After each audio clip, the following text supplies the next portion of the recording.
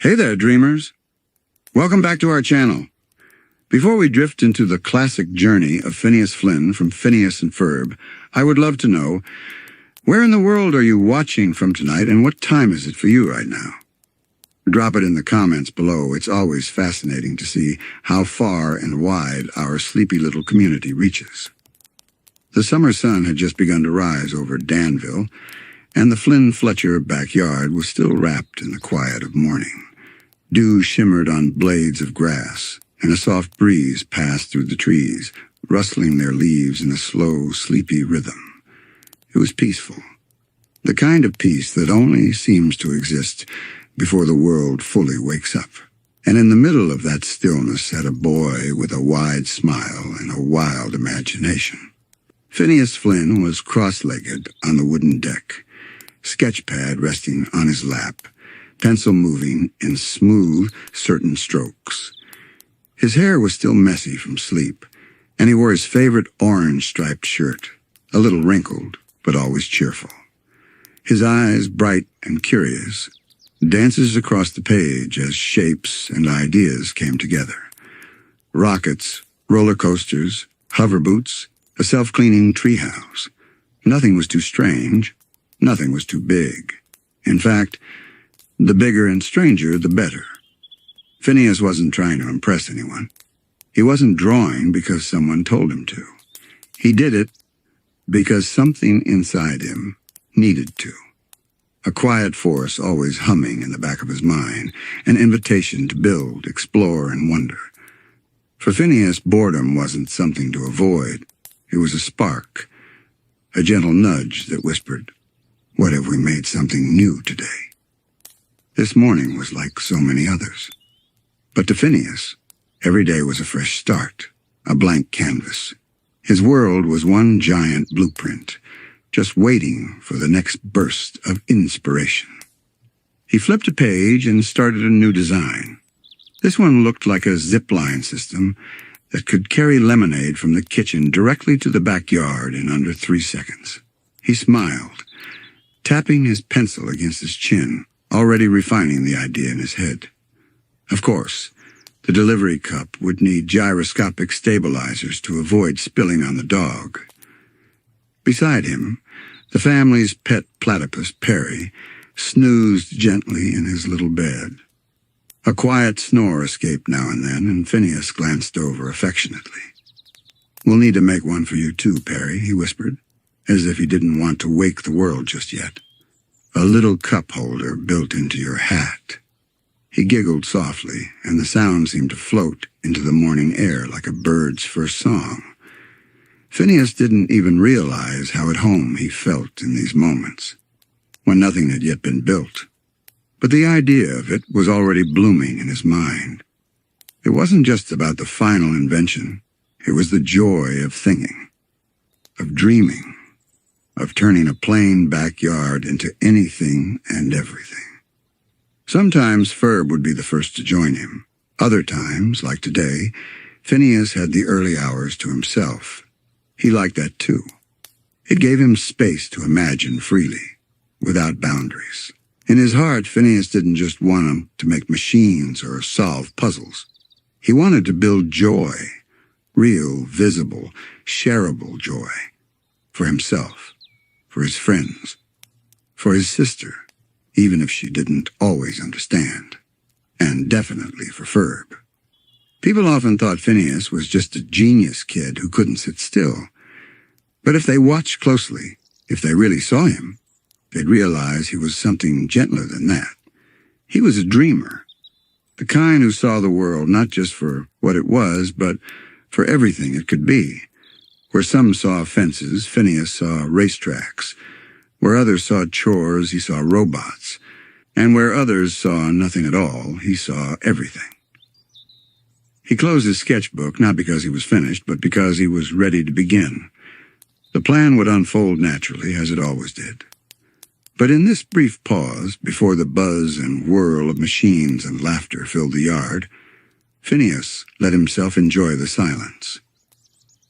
He lay back on the deck, hands behind his head, eyes looking up at the soft blue sky just beginning to brighten.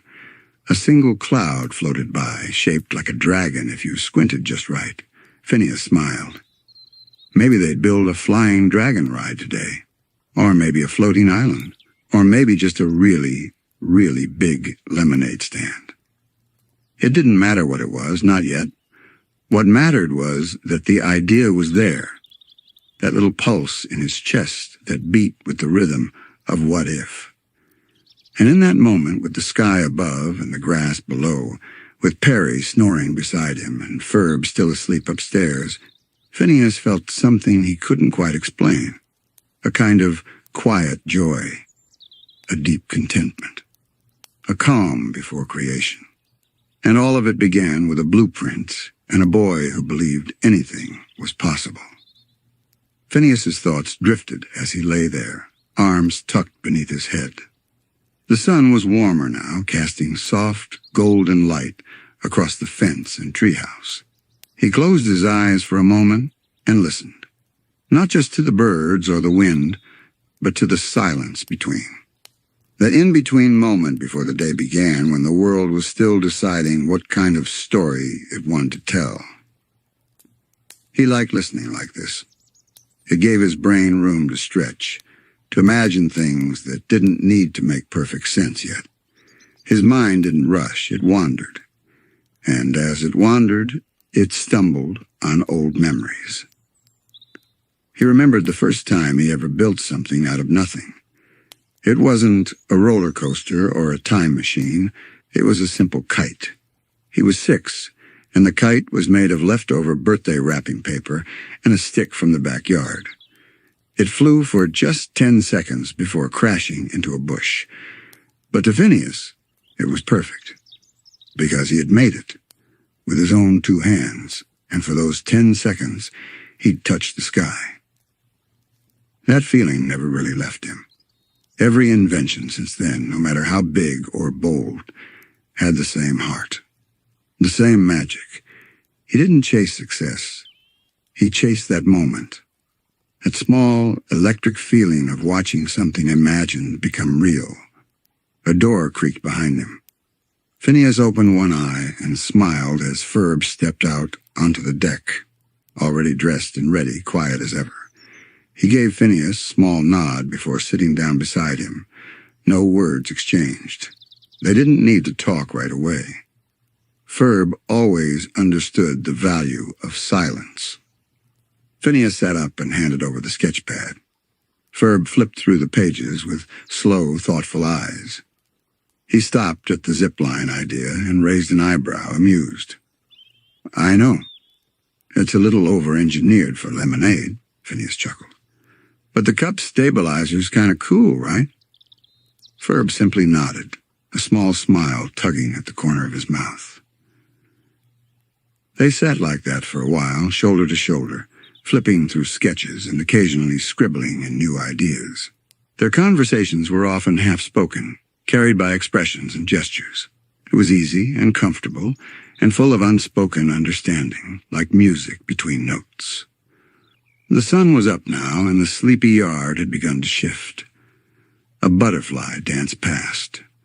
A dog barked in the distance. Somewhere a lawnmower hummed to life. The day was officially beginning, but neither of them felt rushed. They weren't just building something. They were savoring the idea of it. Phineas rested his chin on his palm, gazing at the pages. "Do you ever wonder why we do all this, Ferb? Why we build things every day?" Ferb looked at him, thoughtful. Then, instead of speaking, he gently tapped a corner of the page on a sketch of a big, strange, smiling machine that served ice cream while playing classical music. Phineas looked down at it, then back up at Ferb. The message was clear. "'Cause it's fun." Phineas laughed, nodding. "Yeah, that's it, isn't it? Because we can. Because it brings us joy. And maybe it makes the world a little more interesting." He leaned back again, this time feeling a quiet sort of pride settle in his chest. Not the kind that shouted. Just a soft warmth, like sunlight on your favorite blanket. Phineas had never needed an audience. Sure, it was fun when people cheered, or when Isabella complimented a design, or when Buford tried to act unimpressed but secretly loved it. But even if no one saw what they built, it wouldn't matter. The joy was in the process, the act of making, the transformation of a thought into a thing. That's what made him different. Not just that he was smart, but that he never saw limits. Adults often said maybe later, or that's impossible. But Phineas, he said, let's try it now. And the more he believed that, the more it became true. He could see it all so clearly in his mind. The zip line, the supports, the launch lever. He could already hear the faint whir of motors, the buzz of excitement from their friends. He imagined Baljeet calculating velocity, Buford pretending he wasn't scared, Isabella arriving just in time with a cheerful, "What you doing?" It was all so vivid already. The blueprint wasn't just lines on a page. It was a window into a day yet to be lived. Ferb handed the sketch pad back, and Phineas stood up, stretching his arms toward the sky. "All right, let's get to work." But even as he said it, he took one last look at the peaceful yard, at the dappled sunlight on the grass, at Perry still asleep, at Ferb calm and steady as always. There was something sacred about these early hours, the quiet before the noise, the sketch before the build. Phineas treasured it. Because before the world asked what he would do next, this was the moment that reminded him why he did it at all.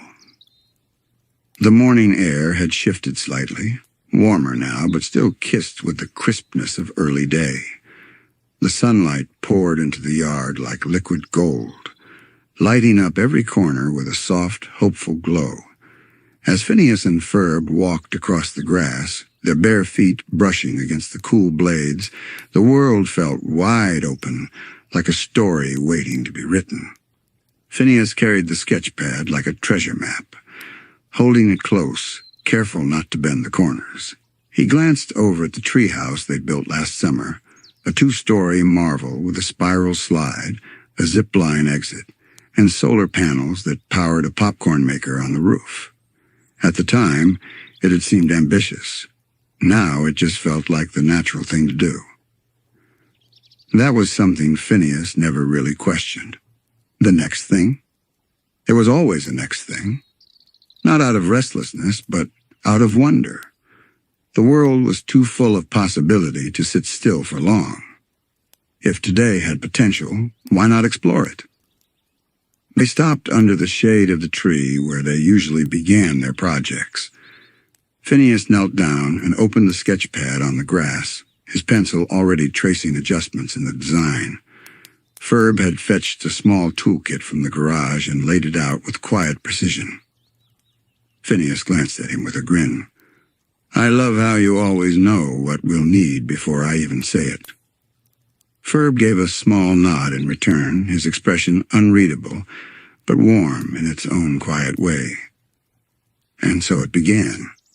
Not with noise or sparks or machines, but with tiny, simple choices, measuring distances, drawing lines in the dirt with sticks, making marks on the fence to plan support beams. Even the breeze seemed to pause in respect, as if the backyard knew something special was taking shape. As they worked, Phineas's mind wandered in that dreamy, peaceful way it often did when his hands were busy. He thought about how strange it was that some people saw building as work. To him, it never felt that way. There was something deeply restful about getting lost in an idea, like floating in a warm pool or listening to music in the dark.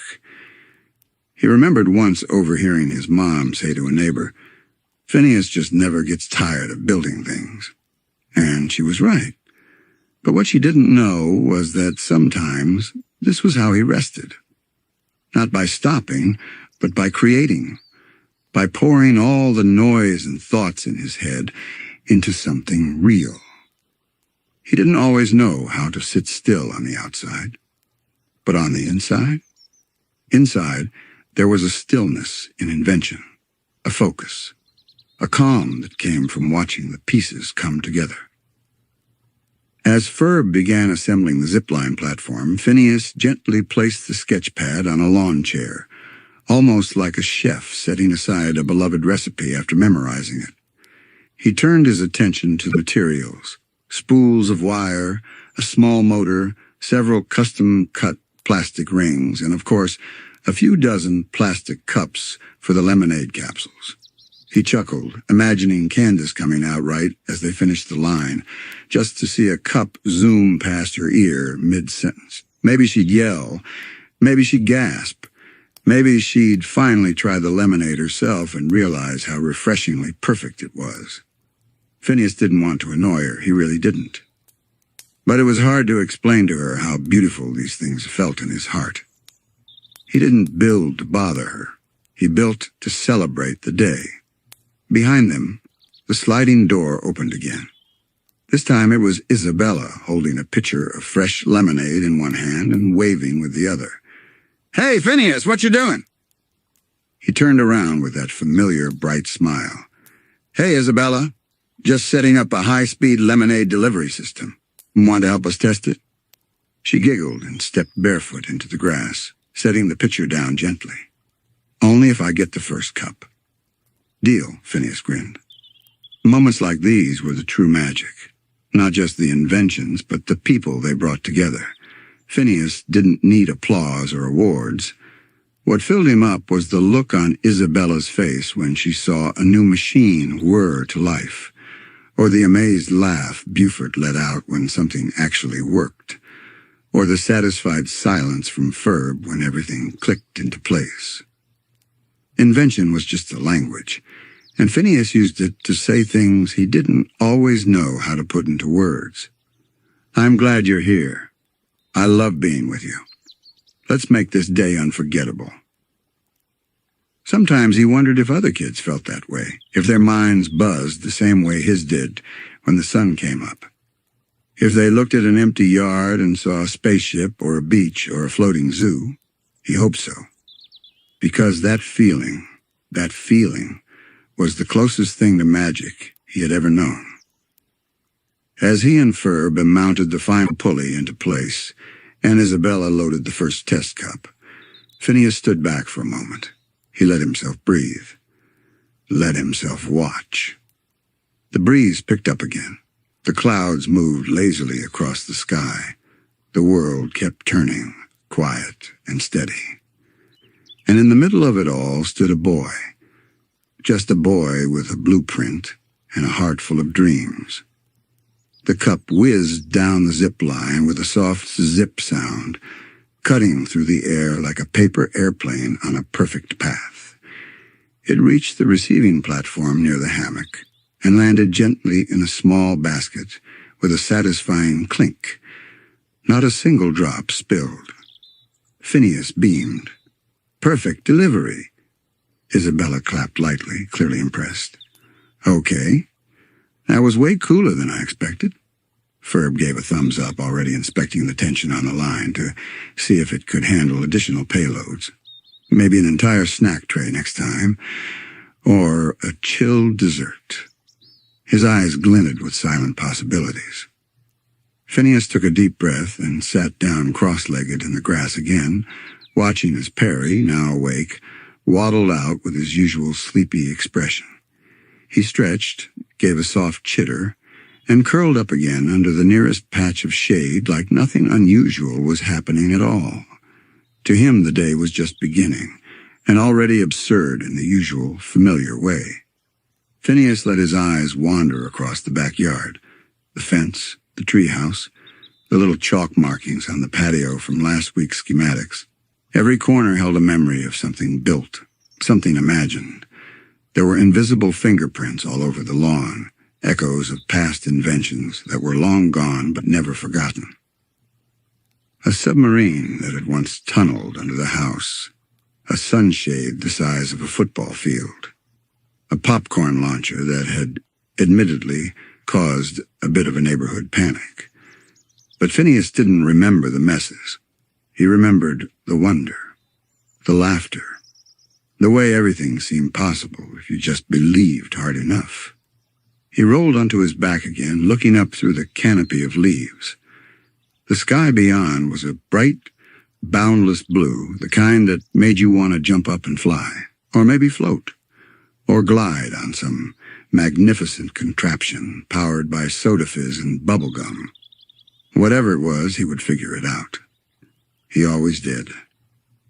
Isabella sat down beside him, her knees pulled up to her chest, a fresh lemonade in her hands. "You ever think about what summer would be like without all this?" she asked softly. Phineas tilted his head toward her. "Without inventions?" She nodded. He paused, really thinking about it. Not just the absence of gadgets, but the absence of everything that came with them. The morning excitement, the teamwork, the surprise, the stories that built themselves out of gears and glue and a little bit of silliness. "I think it would still be summer," he said finally, "but it wouldn't feel as alive." She smiled, looking down into her cup. "I'm glad you make it feel alive." Phineas didn't say anything back. He didn't need to. The quiet that followed was its own kind of thank you. He turned his head again, this time looking toward the house. Through the window, he could just barely make out the shape of Candace, pacing in the kitchen, probably wondering why things were too quiet out back. He knew what was coming. A burst through the door, a gasp, a scream of "Moon!" But that didn't bother him. Not really. He understood Candace in his own way.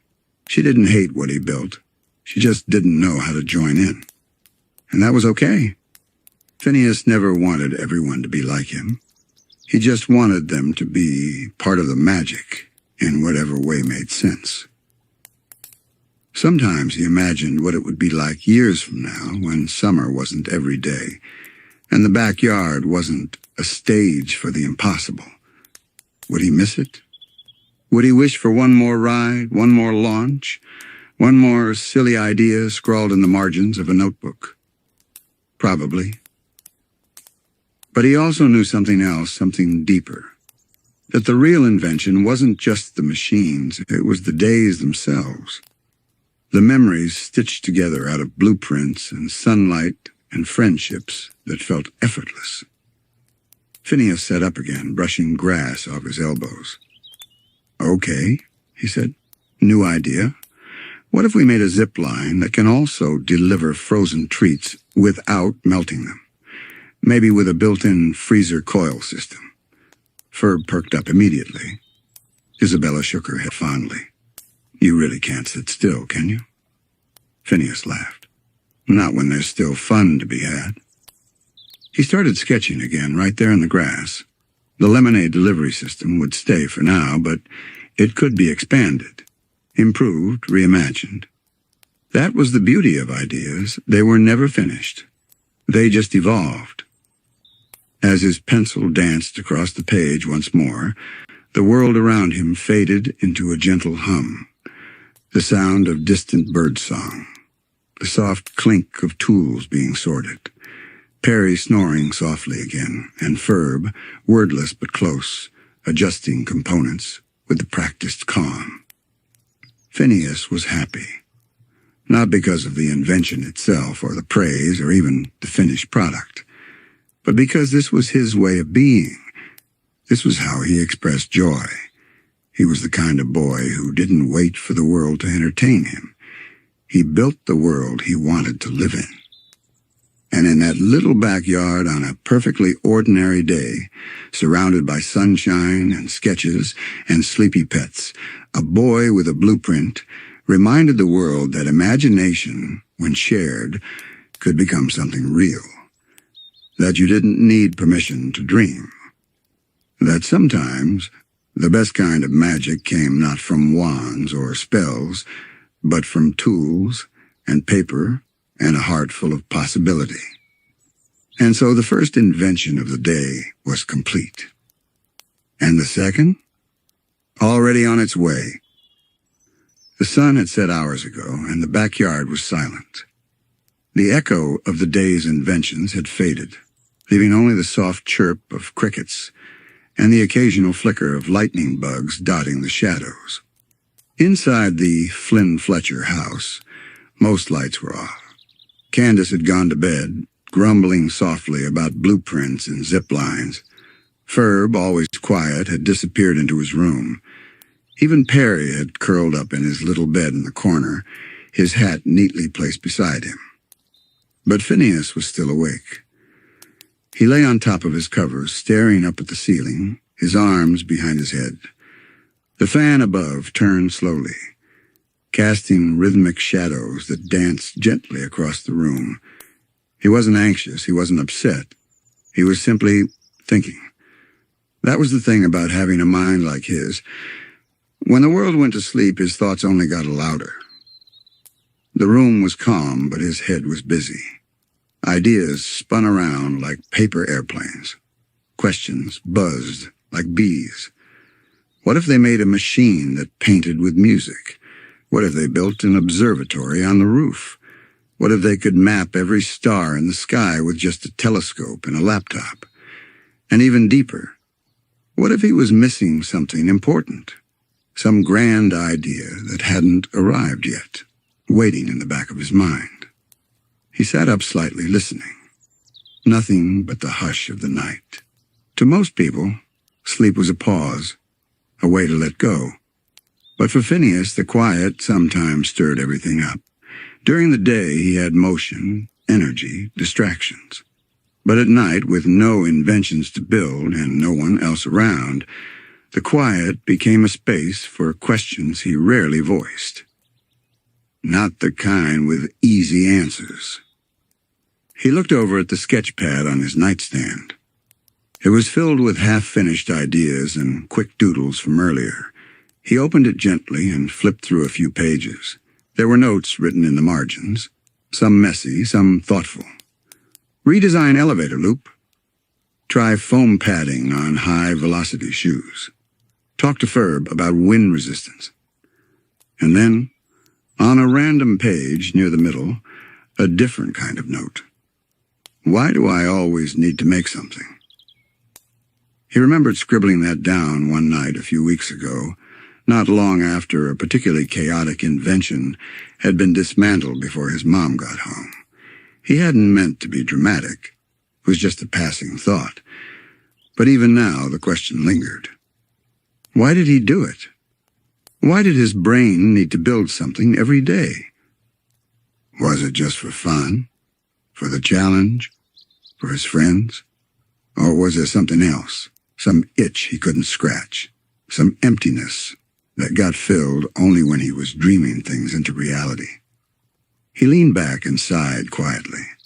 It wasn't a sad sigh, just a tired one, a thoughtful one. Phineas wasn't used to feeling tired in the way adults talked about. Not the kind of tired that comes from running or staying up too late. This was something softer, a weight that came from thinking too much, a feeling that even sleep couldn't shake loose. Some nights he wondered if other kids felt this way, if their thoughts spiraled like his, if they ever stared at the ceiling and tried to blueprint their own emotions. He wished he could ask them, not just with words, but with something he could build, a way to measure thoughts, a machine that made feelings visible. But he didn't even know where to begin. He reached for the small flashlight in his drawer and clicked it on, careful not to wake anyone. The dim beam cut across the pages of his sketchbook as he began another quick drawing. This one wasn't an invention exactly, just shapes, symbols, spirals and arrows and soft lines that curved like waves. It felt good to let his hands move, even if he didn't know what they were making. Sometimes when the world was too quiet, drawing was a kind of lullaby, something to help his brain ease itself into stillness. He heard the floor creak lightly outside his door, just the house settling, nothing urgent. Still, he found comfort in the sound. It reminded him he wasn't alone, even in silence. Phineas put the sketch pad down, then lay back again, this time letting his eyes close halfway. He listened to the room. the soft hum of the fan, the occasional whoosh of a car passing by in the distance, and beneath it all the low rhythmic beat of his own thoughts. He wasn't trying to build tonight. He was just trying to understand. Phineas shifted slightly, rolling onto his side as the ceiling disappeared from view. Across the room, the moonlight cast a pale rectangle through the curtains, landing just shy of the corner where a stack of old projects sat in bins labeled in his handwriting: prototypes, failures, too dangerous, and his personal favorite, needs Ferb's approval. He smiled faintly at that last one. Ferb was his compass in so many quiet ways. When Phineas's mind became a kaleidoscope of moving pieces and impossible angles, Ferb helped focus it, not by slowing him down, but by anchoring him, like gravity to a floating balloon. He rarely said much, but his silence never felt distant. It was deliberate, reassuring, calming. Still, even Ferb didn't always know what happened in Phineas's head when the stars came out and the world went dim. It wasn't scary, not really, but it was relentless. Because even at rest, Phineas's mind wandered. He thought about the nature of ideas, where they came from, why they arrived the way they did. He never forced them. Inventions just appeared, fully formed sometimes, like dreams that slipped out of sleep and into waking life. But why him? Why every day? Was this how everyone thought? Or was there something different about the way his brain worked? He didn't feel special.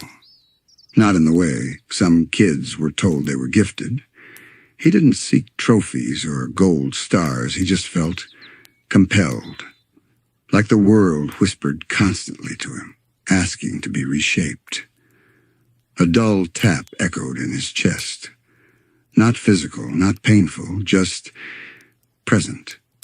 A sensation that he hadn't quite done enough that day, even though he'd built a functioning, motorized delivery zip line and brought joy to his friends, even though everything had gone right. Still, a part of him wondered, what did I miss? He sat up again, unable to fight it any longer.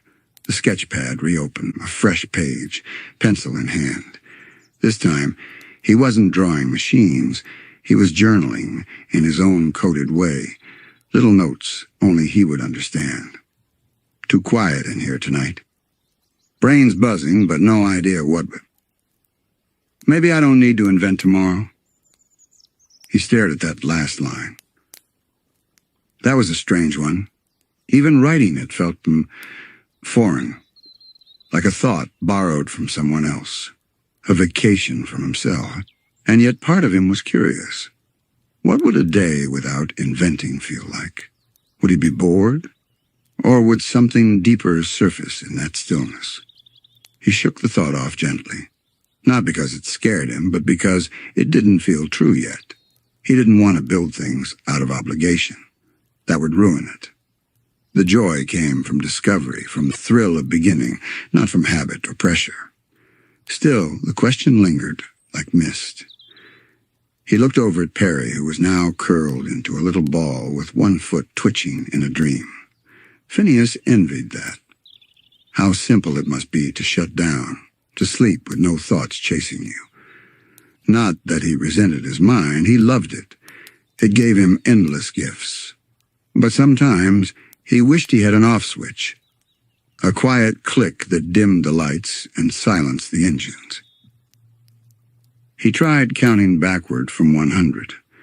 He got to 82 before he started imagining a backwards counting machine, a digital countdown system with a soothing voice, maybe Vanessa's voice, or a synthesized version of Perry's chitter, gently guiding him to sleep. There it was again, invention, sneaking into the silence. He groaned softly and pressed the heel of his hand against his forehead. "Come on, brain," he whispered.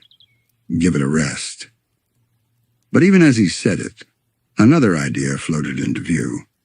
What if he built a device to catalog how often he had ideas, like a thought tracker, A headband that lights up every time a concept forms.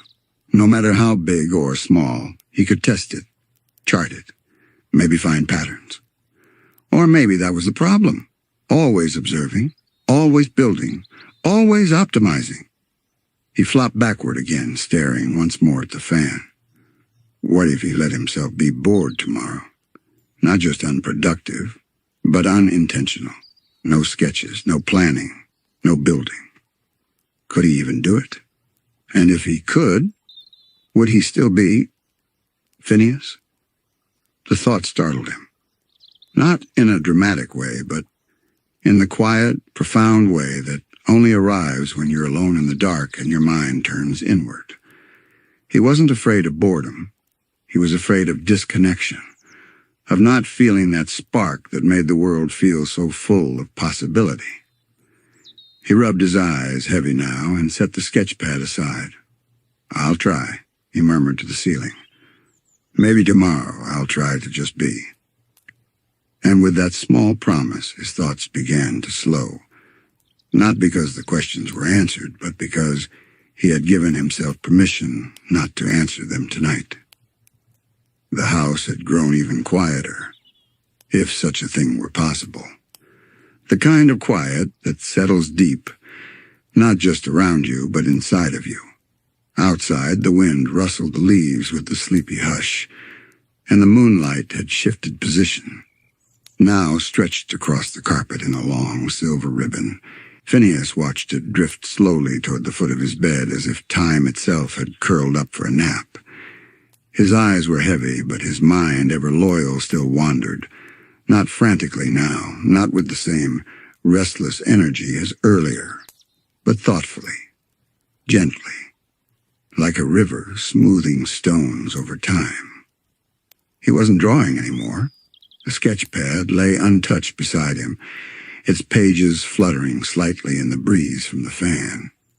He just stared at the ceiling, tracing old glow-in-the-dark stars he'd stuck there years ago. They were barely visible now, soft green smudges in the dimness. Most kids would have peeled them off by now, but not Phineas. To him, they weren't just stickers. They were reminders of possibility, of space, of questions without answers. He remembered the first time he'd asked about the stars. He was 5, maybe 6, and had looked up during a camping trip with his family. The night sky had stunned him. So many tiny lights, scattered like breadcrumbs across a velvet sky. He'd pointed up and asked, "How many are there?" His mom had smiled and said, "More than we could ever count." That answer had thrilled him.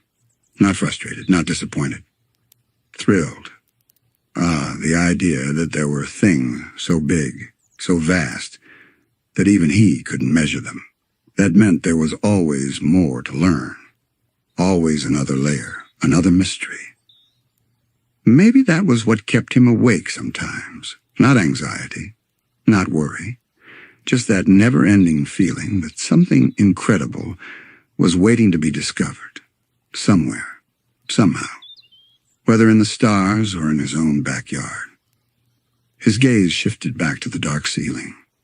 His thoughts, softer now, turned toward his friends. Isabella, Ferb, even Buford and Baljeet. They didn't invent like he did, but they still showed up. They participated. They believed in what he was doing, even if they didn't always understand the schematics.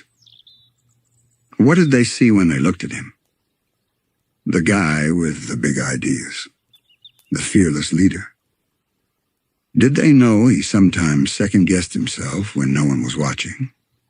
That there were days he finished a build, stood back to admire it, and still felt something missing?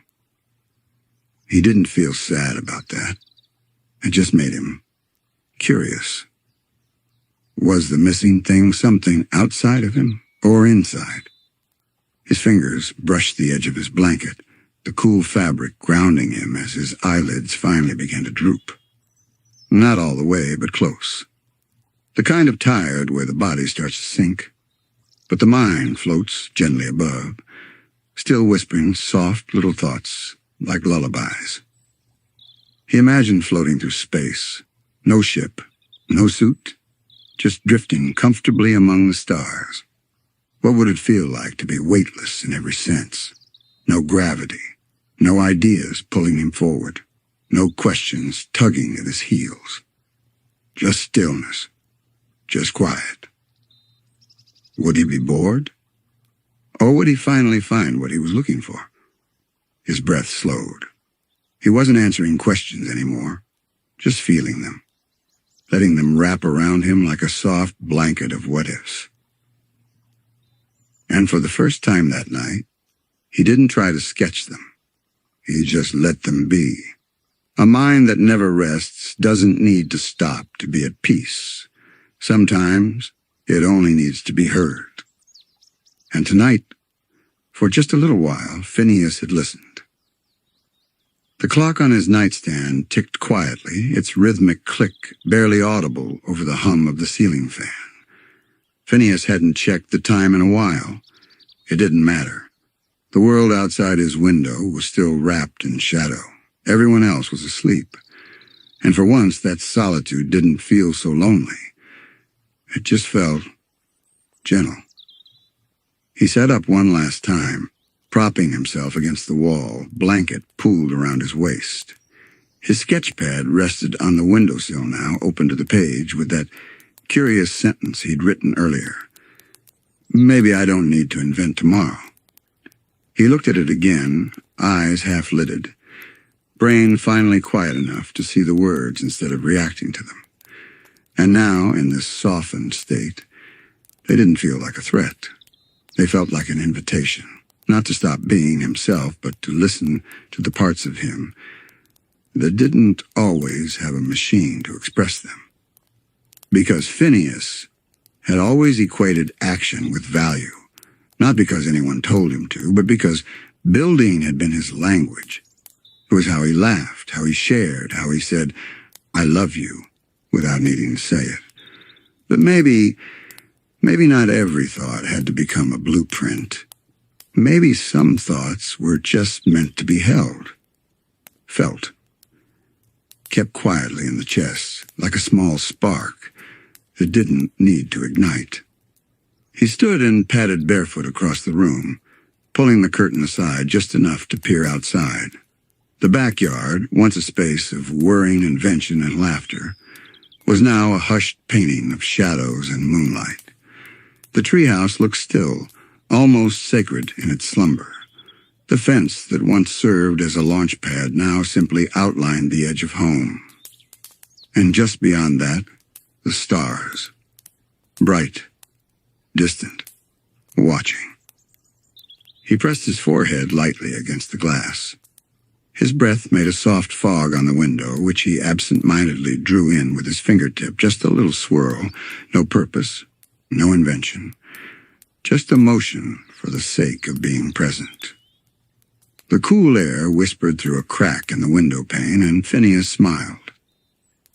He wondered if there were other kids awake at that moment, staring out their windows, wondering about things they didn't know how to ask. Were they building mental contraptions too? Not with tools, but with thoughts? Quiet little constructions of dreams, fears, and what-ifs. He hoped so. Because those moments, unshared and unspoken, were still deeply real. Just as real as the roller coasters, the jetpacks, the musical parades. They were just quieter. Phineas returned to bed and lay down one final time. The blanket hugged his shoulders, and the room seemed to exhale with him. Even his thoughts had slowed to a crawl now, softened into mist. The kind of thoughts that no longer tried to solve or design, just to drift. He thought of Ferb, sleeping soundly down the hall. Of Isabella, probably dreaming of fireflies or tulips. Of Perry, curled up again in his corner, always secretly aware. Of Candace, muttering in her sleep about busting him. He thought of tomorrow. Maybe he'd build. Maybe he wouldn't. Maybe he'd spend the day lying in the grass, watching clouds, letting the sky do the inventing for once. He didn't need to prove anything. Not to anyone. Not even to himself. He was still Phineas, with or without a project, with or without a blueprint. The gears in his mind, once spinning, now simply hummed. And as he drifted finally into sleep, he held on to one simple truth. Even a mind that never rests deserves a night of dreaming. The morning sun crept into the room without apology, slipping across the floor in soft golden streaks. It met the foot of the bed where Phineas lay curled on his side, one hand still loosely draped over the edge. His hair was wild from sleep, his breath steady and slow. No sketch pad, no buzzing ideas, just a boy resting in rare, honest stillness. But just down the hall, another set of eyes had already opened. Ferb Fletcher had been awake for a while now. He sat in their shared bathroom, not brushing his teeth or combing his hair just yet, but simply staring into the mirror. His reflection stared back, calm, composed, unreadable, as always. Ferb wasn't the kind of person who filled silences. He existed within them, moved through them like water through rock. He didn't resist. He observed. And in his quiet observation, he noticed everything, especially Phineas. To others, his stepbrother seemed untouchable, a whirlwind of boundless energy and impossibly good ideas, always leading, always building.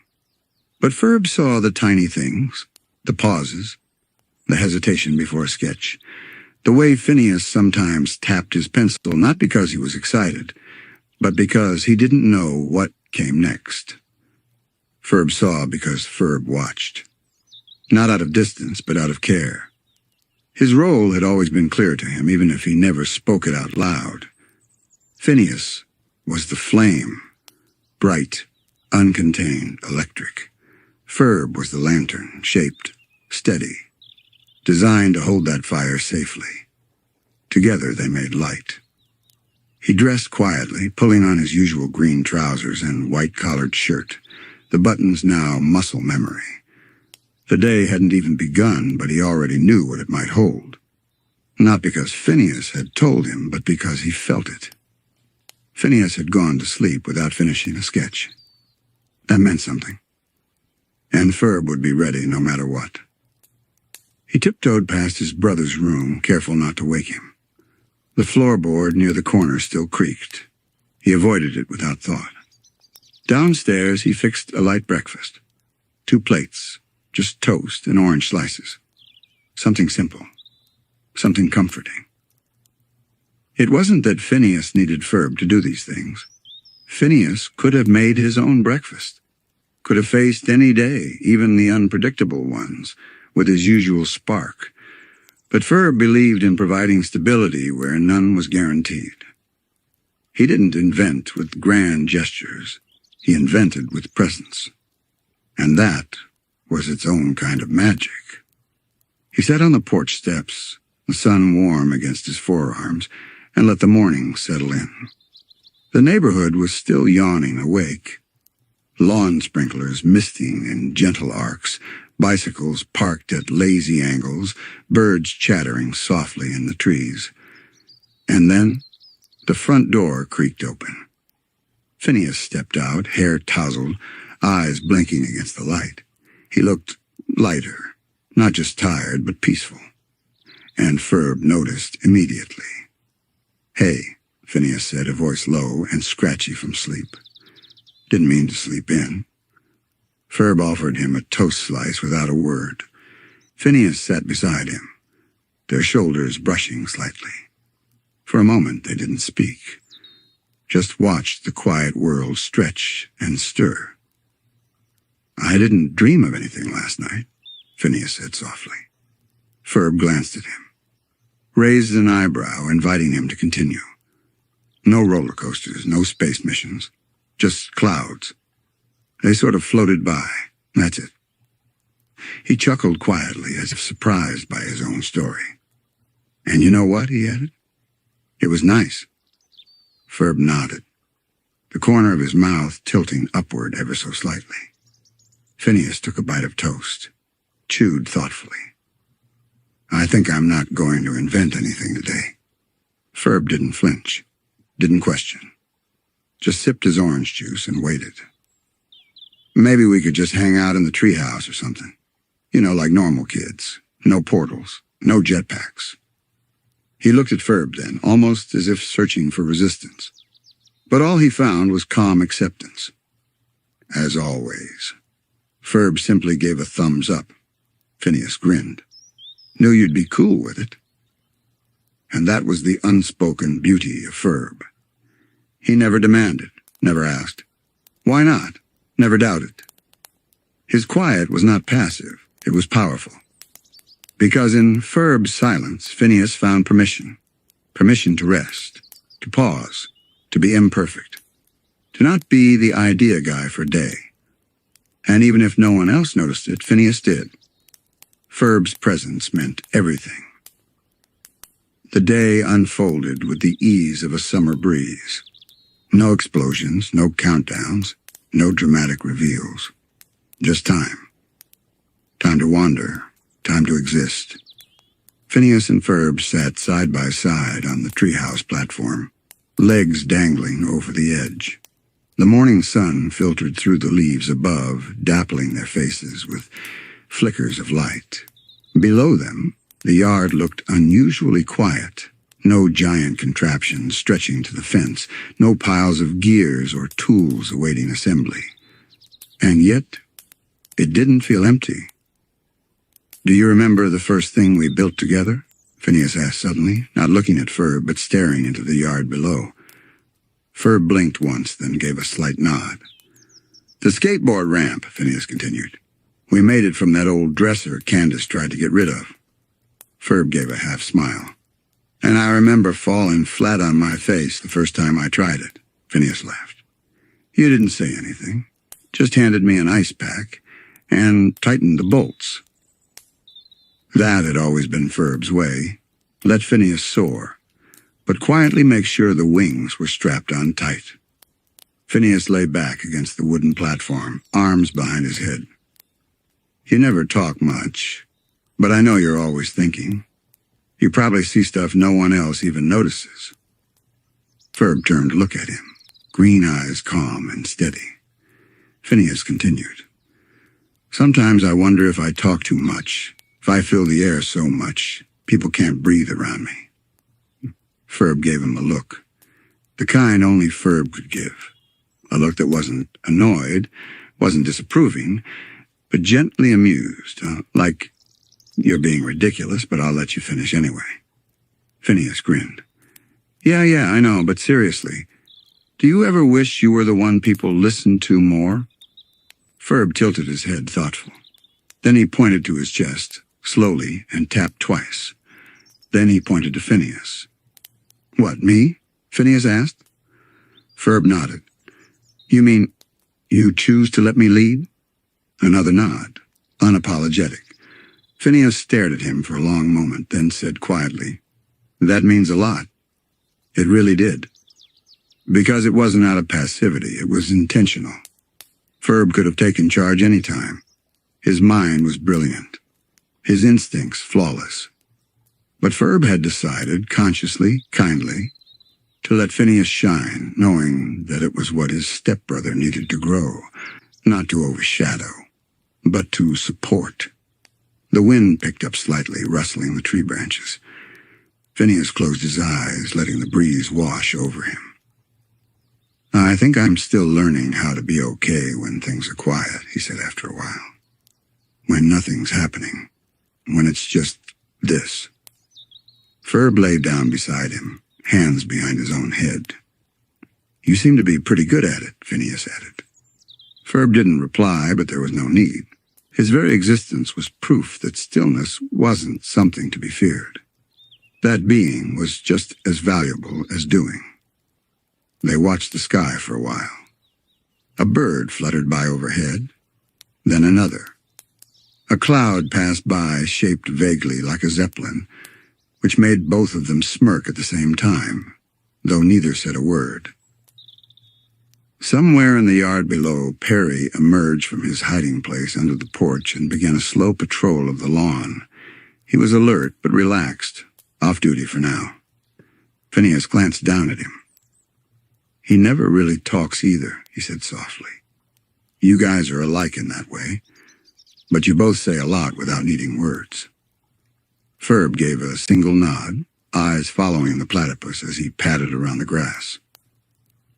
"Do you think," Phineas began, his voice hesitant now, "that people like me, we miss stuff? Like important things because we're always jumping to the next big idea?" Ferb was silent for a long time. Then he sat up and pulled something from his pocket, a folded slip of paper. He handed it to Phineas. "What's this?" Phineas opened it. It was a sketch, neatly done, shaded, precise. It was a diagram of their very first project, the skateboard ramp. The lines were crisp, annotated in Ferb's clean handwriting. But what caught Phineas's eye were the little extra details, the screws that had been added after his crash, the measurements that had been subtly adjusted for better balance. All things he'd never known had changed. "You saved this?" Ferb nodded once. Phineas stared at the page, overwhelmed by emotion. "I didn't know you'd been keeping track all this time." Ferb finally spoke. Just 3 quiet words. "I always do." And in that moment, Phineas realized something he'd never truly said out loud. Something he felt deep in his chest. Ferb wasn't his sidekick. Ferb wasn't his silent builder. Ferb was his anchor. And anchors don't shout. They don't race. They don't stand in the spotlight. But without them, you drift. Later that afternoon, the brothers found themselves walking through the neighborhood, not with a purpose, but just to move. The sun had mellowed, casting a golden hue on the pavement. It was the kind of walk where you didn't need a destination, just company. Phineas kicked a stray pebble down the sidewalk. "Do you think people ever wonder what it's like to be you?" Ferb raised an eyebrow, curious. "I mean, you're kind of a mystery to everyone, even to me sometimes. You're just always calm, unshakable." Ferb gave a faint smile. If only people knew how much lived behind that quiet expression. If only they understood that silence didn't mean absence, it meant depth. Ferb had just never felt the need to narrate everything he felt. They passed by the park where some younger kids were trying to launch a kite. It dipped and danced erratically in the air, never quite catching a proper gust. Phineas watched for a moment, his inventor's instincts itching. But today he didn't run over. He didn't suggest modifications. He just let them figure it out. Ferb noticed. "You ever wonder if we've inspired other kids?" Phineas asked suddenly, turning to him. "Like, maybe somewhere out there there's another pair of brothers building stuff in their backyard because they saw us do it first." Ferb didn't answer immediately. He looked up at the sky where the kite faltered and smiled softly. Then he nodded once, slowly, as if to say, "Yes, I think we have." And that small gesture meant more to Phineas than any trophy or parade. They stopped at a quiet bench by the duck pond. The air smelled like sun-warmed grass and still water. Phineas flopped onto the seat with a sigh, arms stretched wide across the backrest. Ferb sat beside him, back straight, hands folded in his lap. "I've been thinking about the future," Phineas said after a long pause. Ferb turned his head slightly, listening. "Not the near future. I mean like the far, far future. When we're older. When summer isn't forever anymore." Ferb blinked slowly. "I always thought I'd be an engineer or something. You know, invent stuff, design tech, maybe work for NASA, but lately I've been wondering." Phineas paused, choosing his words. "What if I don't want that?" Ferb turned fully to look at him now. I love building. I love dreaming big. But I don't want to just become a person who has to invent every day to survive. I want to choose it. I want to still love it when I'm 40. Ferb nodded, understanding more than words could ever express. Phineas looked out at the water, eyes distant. Do you ever think about your future? Ferb hesitated. Then he pulled out a small notebook, plain, unmarked, but obviously worn at the edges. He handed it to Phineas. Phineas flipped it open. Inside were sketches, dozens of them. Machines, designs, strange blueprints of odd-looking vehicles, but also things like art installations, architecture, even a small, cozy house with a tree growing through its center. Each page was a window into Ferb's imagination. You've been designing your own stuff, Phineas murmured. And you never showed me. Ferb tilted his head. He hadn't been hiding it. He just hadn't needed to share it until now. Phineas kept turning pages, awe in his eyes. This is amazing, Ferb. I mean it. You could do anything with this. You could design cities or space colonies or build theme parks better than any we've dreamed of. Ferb shrugged gently, a modest smile touching his lips. But you're always with me, Phineas added. You've never said you wanted your own spotlight. Ferb thought for a long time, then wrote a single word in the back of the notebook and handed it back to him. Phineas read it aloud.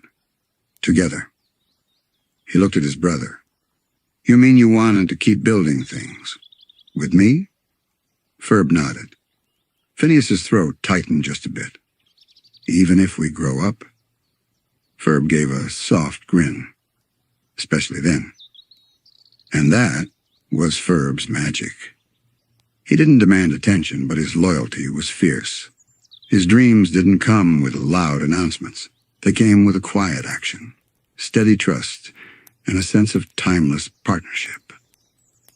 They sat in silence for a while, each deep in thought, but comfortable in that quiet bubble, the kind only siblings or maybe soul friends could share. As the sun began its slow descent, they walked home side by side. Phineas looked down at the notebook still in his hand. You know, someday, I think the world's going to know your name, Ferb. Ferb smiled faintly. Phineas bumped his shoulder against his brother's.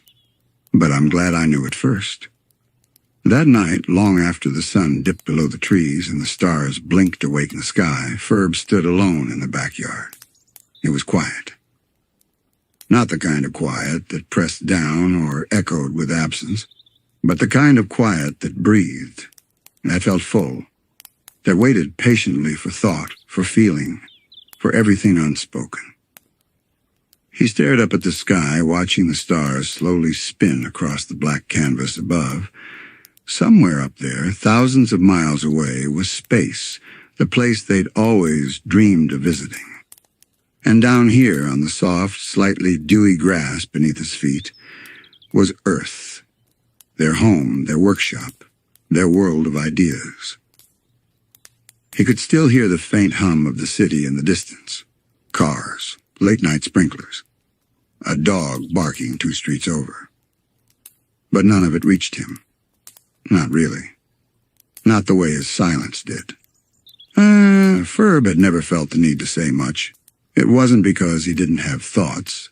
On the contrary, his mind was constantly weaving patterns, breaking problems down, exploring beauty in structure and meaning in stillness. Words often felt clumsy in comparison. He didn't need to be loud. He just needed to be present. That was what Phineas had never quite realized, or rather, what he was only just beginning to see. That Ferb had been dreaming right alongside him all this time. Every invention, every adventure, every absurd and amazing contraption, they weren't just Phineas's ideas. They were shared, co-built, brought to life not by one voice, but by one bond. Phineas had the spark. Ferb was the grounding wire. He walked over to the half-dismantled project in the corner of the yard, today's early idea that had turned into an unfinished wind harp sculpture. The pieces lay spread out, half-assembled and windless.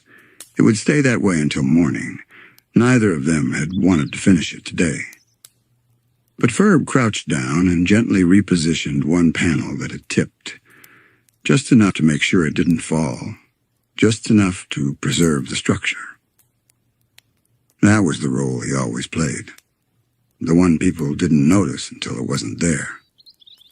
The quiet reassurance. The last turn of the wrench. The person who made sure dreams didn't collapse under their own weight. He moved back to the porch and sat down, legs stretched out, hands resting in his lap. From the window above, he could see Phineas pacing in his room again, animated by some half-formed midnight idea. Ferb smiled softly to himself.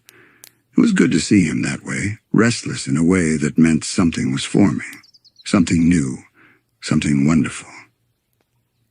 And when Phineas needed a hand, or a sketch, or a stabilizer bar, or just someone to nod at the right moment, Ferb would be there. He always had been.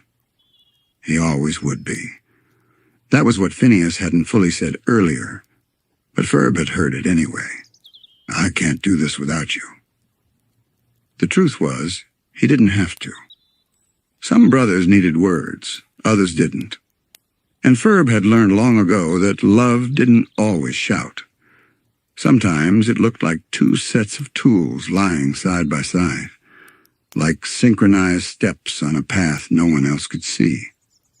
Ferb looked up one more time at the sky. Somewhere out there, stars were dying. Planets were forming, entire galaxies were spinning, and down here, in one small backyard, two boys were building things bigger than rockets and roller coasters. They were building a lifelong friendship, one made of loyalty, trust, quiet understanding, and blueprints drawn side by side. And when morning came, when the idea was ready, when the materials were gathered, when Phineas said his classic line with that spark in his eye, Ferb would smile gently, pick up his wrench, and simply say nothing, because for Ferb, being there had always said enough. Candace Flynn lay awake, arms crossed beneath her pillow, staring at the familiar ceiling of her bedroom. It was past midnight. The moonlight cast soft streaks across her pink walls, and the curtains billowed slightly from the breeze slipping in through her cracked window. She sighed. It had been another failed day. She'd almost busted them, again. Phineas and Ferb had apparently built a mechanical cloud sculpting device that floated above the neighborhood for all of 15 minutes before vanishing into nothingness. All she had to show for her effort was a single, blurry photo and a lecture from Mom about stress management. Again. She rolled onto her side, grumbling into her pillow. Why is this so hard? But the truth was, she already knew the answer. Deep down, Candace didn't really want to bust them anymore. Not entirely. Not in the way she used to. Sure, the instinct was still there, the need to prove she wasn't crazy, that her brothers did do all these things, that she wasn't just making it up, that she saw them. But there was something else now, too, something quieter, a kind of admiration she didn't know how to name. Because somewhere along the line, her little brother had become something more. More than just the kid who colored outside the lines and stuck googly eyes on the toaster. More than just the reason her afternoons were filled with chaos and confusion. Phineas had become a kind of storm. A whirlwind of invention and curiosity and wild, contagious wonder. And the most surprising part? He never stopped inviting her in. No matter how many times she yelled or stormed off or rolled her eyes, he'd still offer her a seat in whatever roller coaster or rocket ship he'd built that morning. Still look at her with those bright, earnest eyes and say, "Hey, Candace, want to try it?" and every time she said no, something inside her felt a little smaller. She stared at the ceiling again. There were glow-in-the-dark stars still stuck there from when she was 12. She never took them down. Funny how time moved forward, but the past always left pieces behind. Her phone buzzed once from her nightstand. A message from Stacy. He's kind of amazing, huh? No other context. But Candace didn't need it. Stacy had seen the cloud sculpting machine, too. She'd watched it drift through the sky like a dream with gears, and even she had stopped trying to rationalize it. Candace typed back, then deleted it. Typed again, then deleted that too. Finally, she just sent, "Yeah." She slipped her phone under her pillow and lay still. Her thoughts wandered back to when Phineas was just a toddler, a chubby-cheeked little blur with a head shaped like a triangle and a laugh that echoed through the halls. Back then, he used to follow her around with building blocks and nonsense ideas, asking things like, "Can we make a dragon out of cereal boxes? Or do you think the moon gets lonely?" And she would roll her eyes and say, "Go play with Ferb." But even then, even way back then, he was already becoming the boy he is now. The boy who never stopped wondering. She sat up in bed, pulling the blanket around her shoulders. The house was quiet. Everyone else was asleep, but she felt restless and a little guilty. Not for failing to bust them, but for never telling him what she really thought. What if he thought she hated him? What if he thought all her yelling and tattling meant she didn't see him? Not just see what he built, but see him. The truth was, she did. She always had. She saw the way his mind worked, how he'd take a simple idea and explode it into something impossible. How his kindness wasn't just part of his personality, it was the center of it. He didn't build things to show off, he built them to share. Even with her, especially with her. And maybe that's what scared her most. That one day he'd stop asking, stop inviting, stop hoping she'd finally say yes. She looked toward her door. Maybe tomorrow she'd say it. Maybe tomorrow she'd finally tell him what he meant to her, not just as a little brother, but as someone who never gave up on her, no matter how many times she pushed him away. But for tonight, she just sat there in the stillness and whispered into the dark, "You're kind of amazing, too." The next morning arrived soft and pale, with muted clouds rolling gently overhead. Candace didn't spring out of bed like usual, bursting with accusations or phone calls to Mom. Instead, she lingered. Her thoughts still clung to the late-night memories she'd whispered into the darks. By the time she came downstairs, the living room was already full of sounds. Mechanical whirring, light hammering, and the unmistakable rhythm of Phineas explaining something too complex for breakfast conversation. No, if we adjust the gyroscopic alignment, the kite will self-correct in high winds, Phineas said brightly. We'll need Ferb to recalibrate the tail fins, though. Candace stood in the hallway, unseen for a moment, just listening. She peered around the corner. There he was, kneeling on the living room floor with Ferb. Pieces of some high-tech motorized kite scattered between them like the remains of a robot bird. And he looked happy. Just so happy. In that focused, glowing way he always got when his brain was sprinting through possibility. She opened her mouth to interrupt. "Phineas, what?" But something in her froze, just for a moment. Not the usual anger, not the frustration of never being believed. This time it was the memory, one she hadn't thought about in a long time. One she usually stuffed into the dusty drawer of her brain where she kept other inconvenient feelings. She could still remember the day like it had just happened. It had been a summer afternoon a few years back. She was maybe 12, and Phineas had just turned 8. Ferb, stoic and green-haired, stood quietly by his side as always. She had come home early from a really bad day. Her friends had ditched her at the mall. Jeremy didn't notice her. Nothing was going right.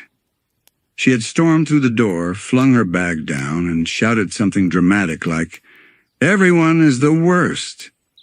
And then there he was, her tiny, triangle-headed brother, holding a cardboard crown he had made, covered in glitter, with the words, "Queen of the Afternoon," scrawled in shaky marker handwriting. He had said, "We built you a throne in the backyard. It has a juice dispenser and everything." And he'd looked so proud, so excited to show her. She hadn't even looked at it.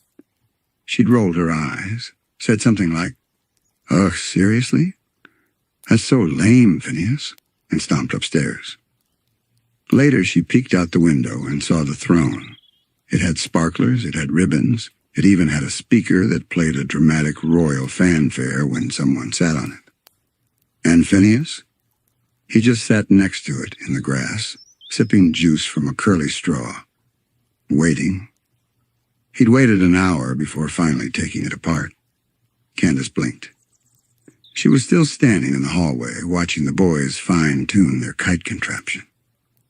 She had never said thank you, never told him that she did think it was sweet, that it had made her feel better once the sting of her bad day wore off.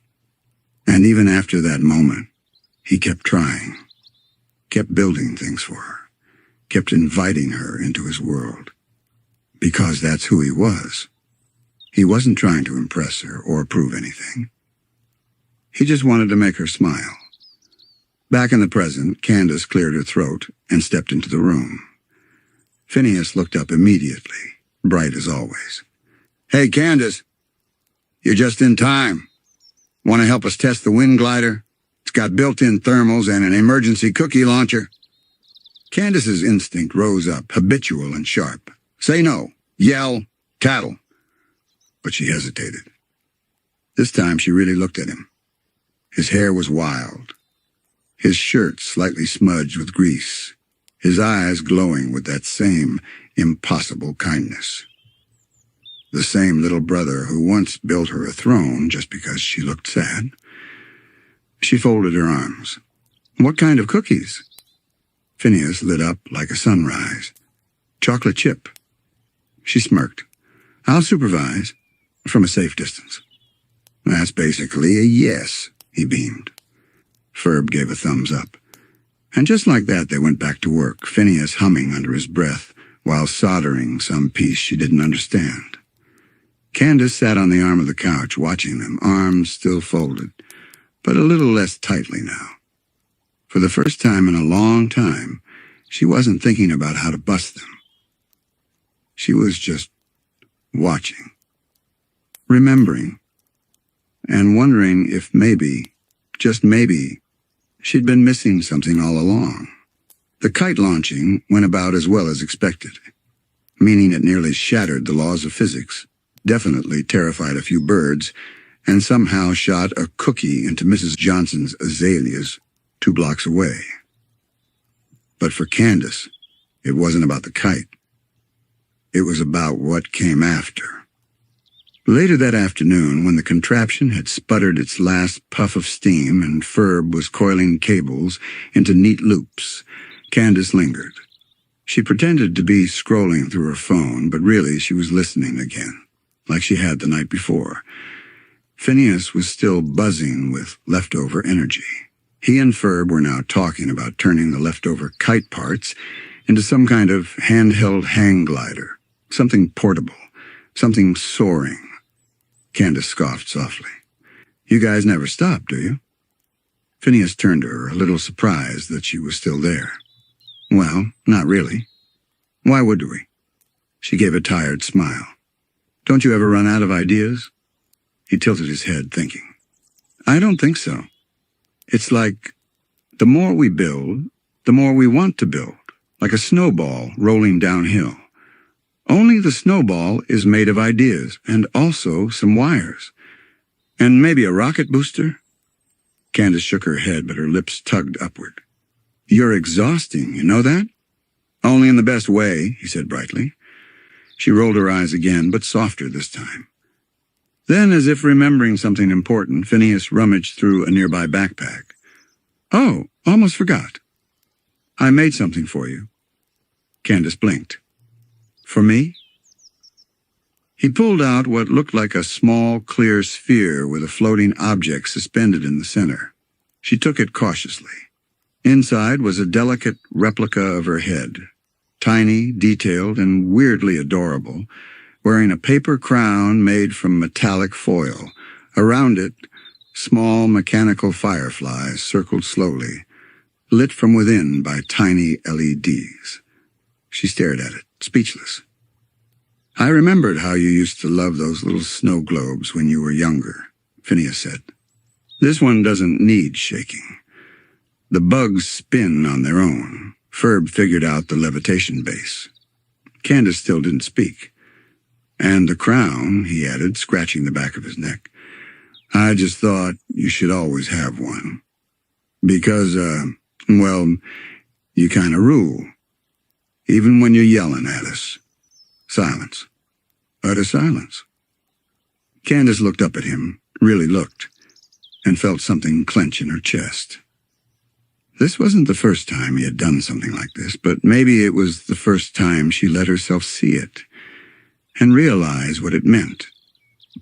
This wasn't just a gift. It was a reminder. He didn't think she was crazy. He didn't think she was annoying. He didn't even think she was the villain in their story. He thought she was part of it. She sat down slowly on the porch step, cradling the globe in her hands. It glowed faintly, casting warm light on her fingers. Her voice, when it came, was quiet. Why do you keep doing stuff like this? Phineas shrugged, sitting beside her. Because you're my sister. And because, I don't know. I guess I always hoped you'd want to be part of it, even if it's just once in a while. That hurt. More than she expected.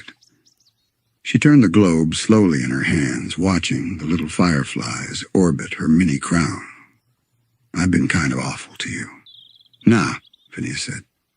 You've just been Candace. And I like Candace.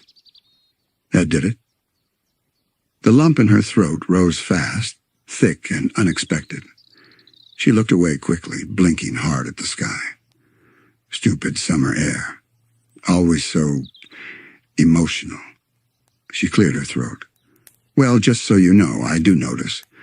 All the stuff you do, I just never say anything, because it's easier to yell. Phineas nodded. I get it. Yelling's kind of your thing. She gave him a look. Don't push it. He grinned. They sat in silence for a few minutes.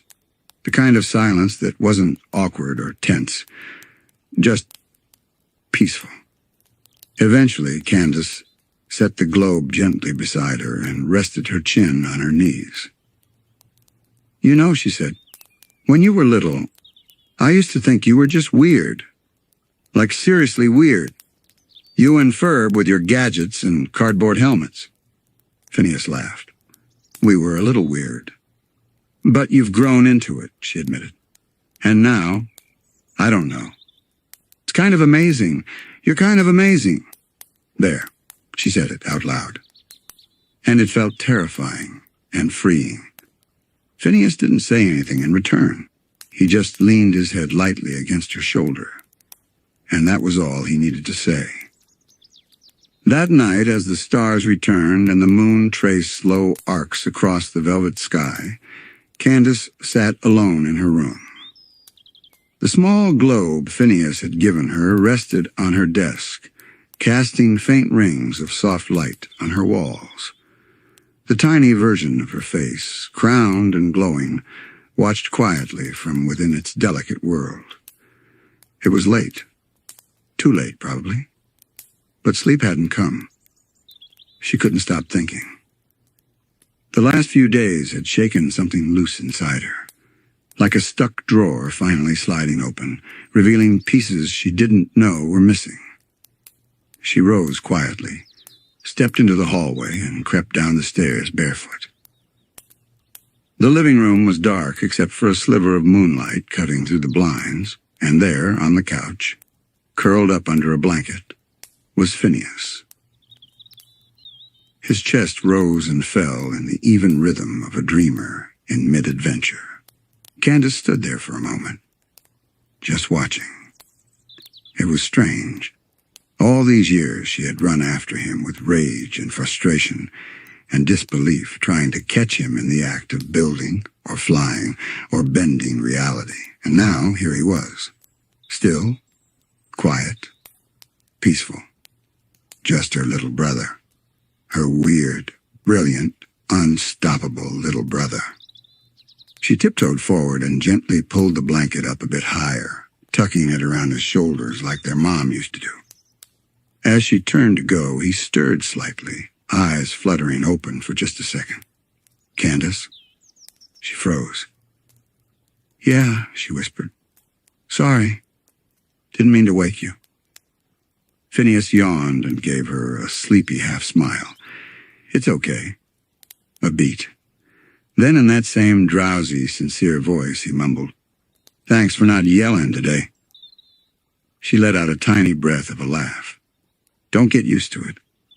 He nodded, almost drifting off again, then said, "I'm glad you're here."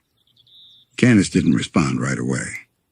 She looked around at the bits and pieces of invention still scattered across the room, cogs, coils, wires, a chaos that somehow made sense to him, a world she never really tried to understand.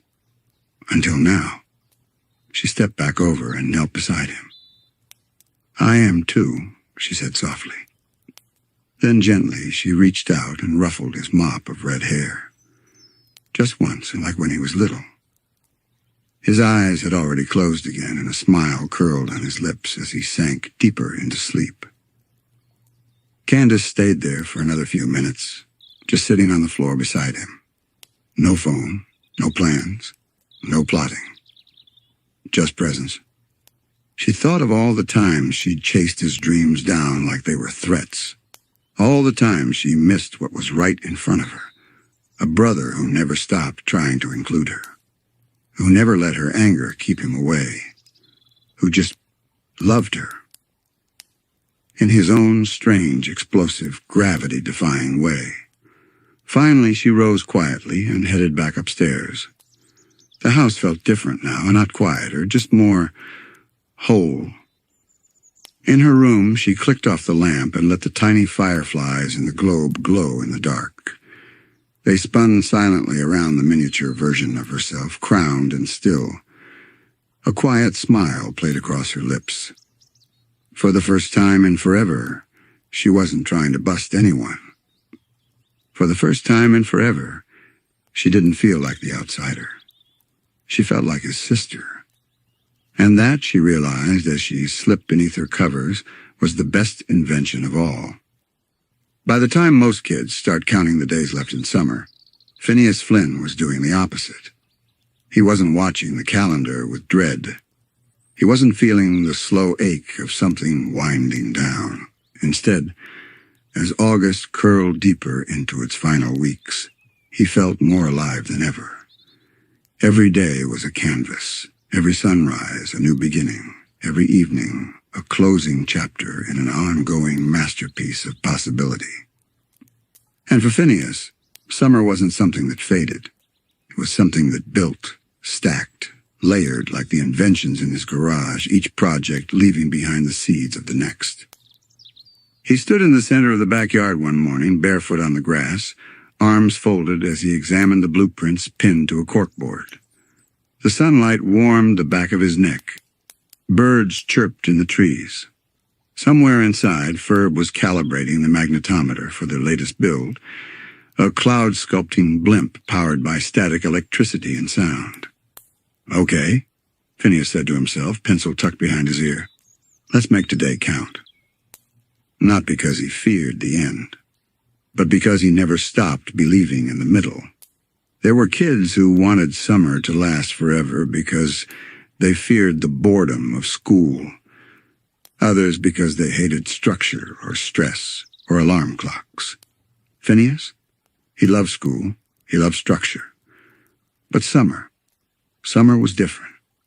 Summer was sacred. Not because of what it lacked, but because of what it allowed. It allowed freedom, yes, but more than that, it allowed wonder. And wonder, to Phineas, was everything.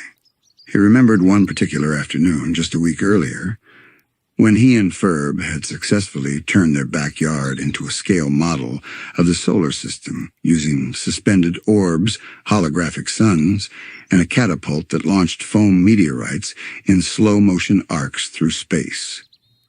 It had taken nearly 3 days to get Saturn's rings to rotate in harmony. But the real moment, the moment, came when Isabella looked up at the artificial Jupiter and whispered, "It feels like we're not even in Danville anymore." And Phineas had smiled because that was the goal, not just to create something cool, but to transport someone, to give them a memory that felt impossible. That was what he wanted to fill this summer with, moments that would echo. Things that couldn't be packed away with the lawn chairs and lemonade. Things that would live on quietly in the hearts of his friends, of his sister, of Ferb, and maybe even in his own. That afternoon, as the sun reached its lazy midpoint in the sky, the latest invention took shape like a dream in motion. The cloud-sculpting blimp floated gently above the yard, tethered by 2 golden ropes, shimmering in the light like a soap bubble made of ideas. Phineas piloted it with gentle motions from a glove-like controller, each fingertip sending the electrical pulses into the system.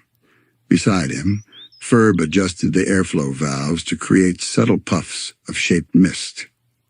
Within minutes, cloud animals danced above them, a lion chasing a rabbit, an elephant trumpeting over a parade of cloudlings, even a miniature Perry the Platypus, drifting serenely in the sky. Phineas leaned back on the grass, watching the soft figures form and melt and reform again. Buford called it pointless. Baljeet called it a misapplication of valuable engineering. But Isabella had gasped and said, "It's like dreams are dripping out of the sky." Phineas didn't need the praise. He didn't need the trophies or the acknowledgement. What he needed, what fed him, was that look on her face, that open-mouthed, wide-eyed, heart-lifted wonder. The kind of wonder that told him, yes, this was a summer worth remembering. A summer that wouldn't fade when the air grew cold. That evening, Phineas stood in the garage doorway, watching the sky shift through shades of honey gold and deepening violet. The sunset painted the clouds with soft brushstrokes, and for once, he wasn't thinking of how to improve it. He was just watching. Beside him, Ferb wordlessly passed him a cold lemonade.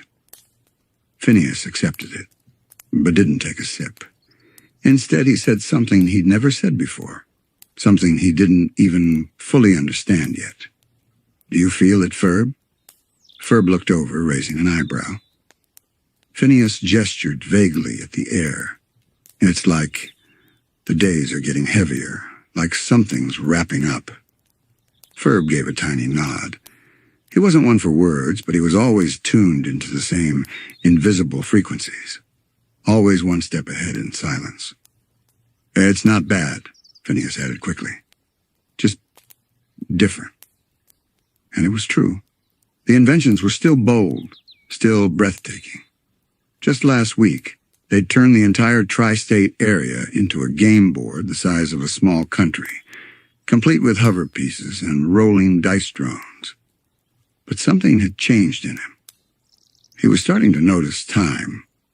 Before, summer had felt endless. Days were stacked like building blocks, and he could pull as many as he wanted from the pile.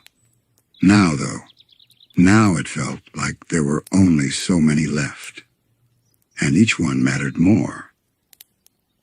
The next day, Isabella came over with a small paper envelope in her hands. Phineas was adjusting the controls on a balloon-powered Zeppelin racetrack. He smiled when he saw her, as he always did, but paused when he noticed her expression. "What's up?" he asked. She handed him the envelope. "End of summer party. Fireside Girls are hosting it next Saturday." Phineas opened the invitation.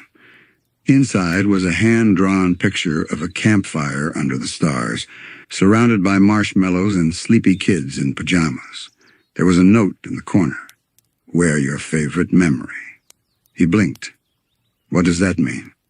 Isabella shrugged, smiling softly. "You'll figure it out." Phineas turned the card over in his hands a few times after she left. The phrase stuck in his head like a melody he couldn't quite name. Wear your favorite memory. What did that even mean for him? Every day of this summer had been its own small miracle. How could he pick just one? That night, he lay in bed and let the ceiling fan spin slow circles above him. He thought of the time they built a roller coaster that circled the planet, of the portal that took them to ancient Egypt, of the day they turned their neighborhood into a living, breathing video game. And Buford actually hugged someone after winning. He smiled. But then he thought of something else, of Candace, sitting beside him as they stargazed in the backyard, not trying to bust him, just being there. Of Ferb gently helping him rebuild the hot air merry-go-round after it crashed mid-spin. Of Isabella's quiet thank you after the cloud sculpting. It wasn't the wild inventions that were rising to the surface anymore. It was the moments inside the madness, the smiles, the glances, the way people felt when they were part of something magical. Maybe that's what he needed to wear to the party. Not a gadget, not a blueprint, but the feeling of togetherness. Later that week, he walked through the backyard slowly, looking at everything with fresh eyes. The grass, patchy in spots from rocket landings, the fence, still scarred with a scorch mark from the Dragon simulator, the treehouse, newly reinforced after the time machine disaster. Each one was a story. But the summer wasn't just about building. It was about what he built with them. Phineas took a deep breath. "Okay," he whispered. "Let's make the next few days count." And unlike the first time he said those words, this time he knew exactly what they meant. The day before the Fireside Girls' party, Phineas sat on the roof of the treehouse, legs dangling over the edge. The late afternoon sun turned the world golden, casting long shadows across the backyard like stretched-out memories. Below him, Ferb was calibrating the final adjustments on a glitter-fueled memory projector, a device they'd designed to display images directly from their own minds. Buford and Baljeet bickered nearby about whether the invention could accidentally reveal thoughts people didn't want shared. Phineas wasn't listening. He had something in his hands, a small journal, blank pages save for a few scribbles and sketch marks on the inside cover. He'd never really used it, but today he needed somewhere to gather the fragments. He wasn't used to slowing down, wasn't used to remembering. He flipped to a clean page and started writing. Today was warm. Ferb added too much glitter to the memory projector, but I didn't say anything. He seemed happy about it. I let it be. He paused, thought. Isabella stopped by again, said she's working on her favorite memory outfit. She wouldn't show me what it was, just smiled. He tapped the pencil against the page, then wrote, "I think I'm starting to feel what Candace means when she talks about normal." He laughed to himself softly. Not because he wanted normal, but because there was something comforting in the idea of routine, even if routine meant less epic adventure. Maybe it wasn't about picking one side or the other. Maybe summer was a kind of balance between the extraordinary and the everyday. Maybe the memories that stuck weren't the ones with lasers and dinosaurs, but the ones where someone looked at you like they saw the whole of you. Phineas closed the journal, set it beside him, and just as he was about to climb down, he heard a familiar voice behind him. "Hey!" He turned. It was Perry. Not Agent P. Just Perry. The platypus padded softly across the roof, his little webbed feet making faint sounds on the wood. Phineas grinned. "Hey, buddy." Perry sat beside him without a sound, just stared off into the sunset like he understood everything. Phineas leaned back on his hands. "You know, I don't think I really noticed it before," he said, almost to himself. "But everything feels kind of full now, like even if we stopped inventing tomorrow, I'd still be okay." Perry let out a soft trill. "I mean, don't get me wrong," Phineas added with a chuckle. "Tomorrow we are building that underwater zip line through the tri-state volcano caves, but after that..." He paused again. "Maybe we just hang out." Perry blinked, slow and calm, like he agreed. The next morning, Phineas was awoken early. Not by Ferb or Buford or an invention alarm, but by Candace. She stood beside his bed, arms crossed, her expression unusually quiet. "Hey," she said. Phineas rubbed his eyes. "Did I forget to clean the garage again?" She shook her head. "No, I just wanted to say goodbye before I left." He sat up quickly. "Wait, what? Leave for where?" "College," she said almost casually. "I leave in 2 hours, remember?" Phineas blinked.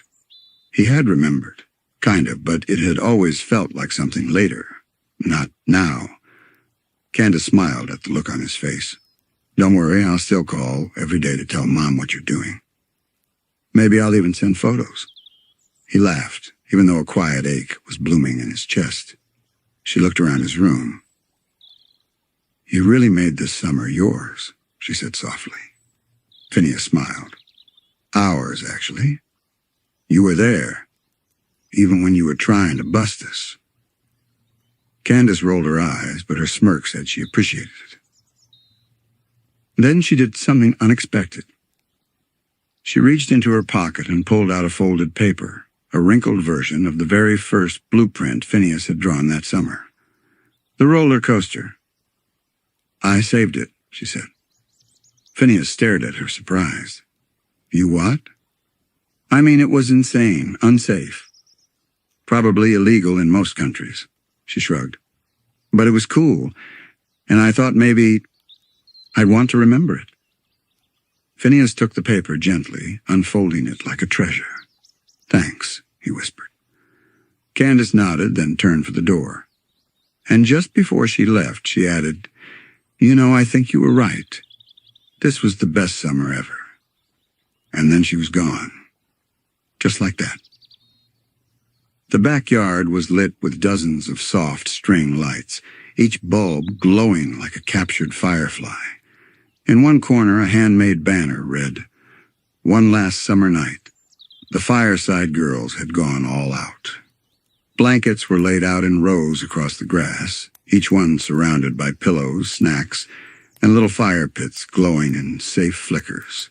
Everyone was there, Buford in a mismatched suit of armor he claimed was from their night episode, Baljeet wearing his math medal as a necklace, even Doofenshmirtz, somehow invited and quietly sipping fruit punch like he belonged. Phineas stood in the center of it all, taking it in. He hadn't built anything for the party. For the first time, he didn't feel like he needed to. Instead, he wore something simple, a t-shirt covered in small patches, each one sewn on by a different friend. Isabella had made one shaped like a heart with a telescope inside it. Ferb stitched a tiny pair of goggles. Buford's patch was just a badly drawn fist bump. Perry hadn't stitched anything. But he'd left a tiny bite mark on the sleeve, and that felt like enough. Isabella approached him with a smile. "You look perfect." Phineas gave a soft laugh. "I didn't know what else to do." "You didn't have to do anything," she said. "You already gave us the summer." He paused, his voice quieter. "Do you think they'll remember it?" Isabella tilted her head. "I think you will." That was the answer he didn't know he needed until he heard it. As the night deepened, Ferb gave the signal. The memory projector whirred to life, rising above the yard on a silent hoverpad. It cast a shimmering beam into the sky, not onto a screen, but into the clouds themselves. And slowly, summer returned. The sky became a living slideshow. Kids flying on jetpacks, surfing on Saturn's rings, parachuting into a foam ball pit the size of a football stadium. Laughter echoed from the clouds as the projector pulled from the minds around it, not just Phineas and Ferb's.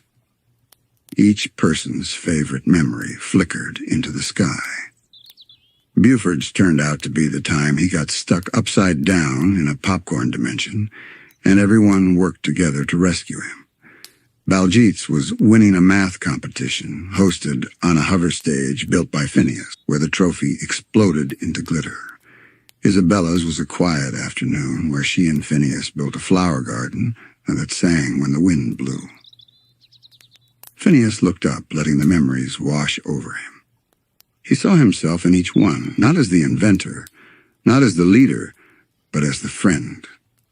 That's what made this summer unforgettable. Not just the inventions, but the connection.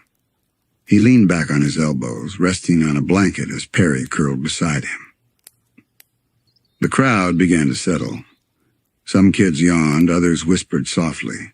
One by one, the memories slowed, the projector dimming to a gentle glow. And then Ferb stepped forward, holding a remote. He clicked a final button. The cloud shifted into one last image, a group shot.